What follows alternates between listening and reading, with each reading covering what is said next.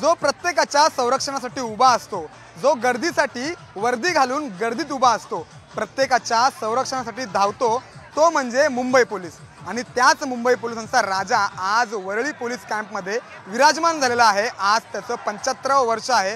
जे पोलीस ज्यांना कोणताही सण नसतो, कोणताही उत्सव नसतो, सुट्टी नसते, अशा पोलिसांचा राजा आज वरळी पोलीस कॅम्पमध्ये बसलेला आहे। आज त्याचं 75वं वर्ष आहे आणि इतकी वर्ष त्या राजाची सेवा ज्या महिला करत आलेल्या आहेत, आपण त्यांच्यासोबत बातचीत करणार आहोत। ताई, काय सांगाल, आज 75वं वर्ष आहे वरळी पोलीस कॅम्पच्या राजाचं, काय नेमकी भावना आहे?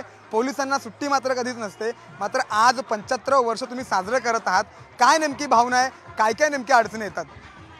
ॲक्च्युली कसं आहे माहिती आहे का, आमचा वरळी पोलीस कॅम्पचा राजा हा मुंबई पोलिसांचा राजा आहे। आम्ही वर्दीचा राजा म्हणून त्यांना ॲक्च्युली संबोधतो।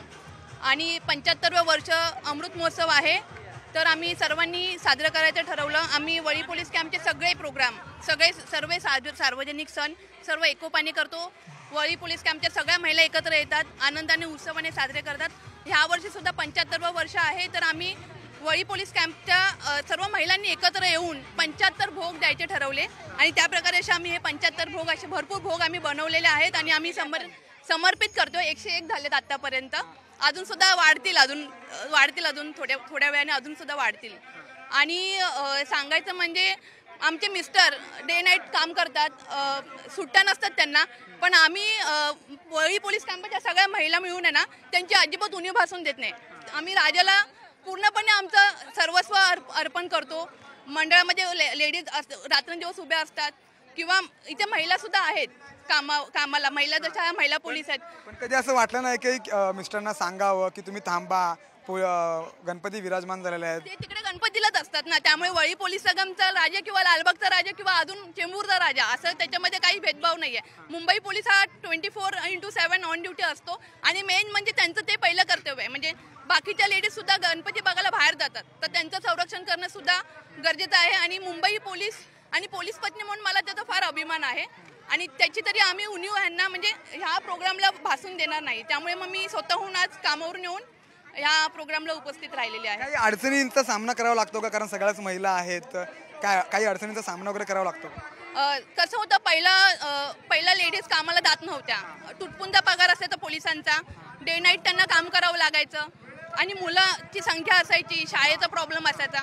पण आत्ताच्या ज्या आधुनिक महिला आहेत, म्हणजे शिकलेल्या महिला बोलू शकता आपण, त्या महिलांची ॲक्च्युली तारेवरची कसरत असते पोलिसांपेक्षा जास्त। कारण पोलीस घरी नवरा नसतो, घरी त्यांना घरकाम करावं लागतं, बाहेरचं काम करावं लागतं, परत घरी येऊन सगळं मॅनेज करावं लागतं।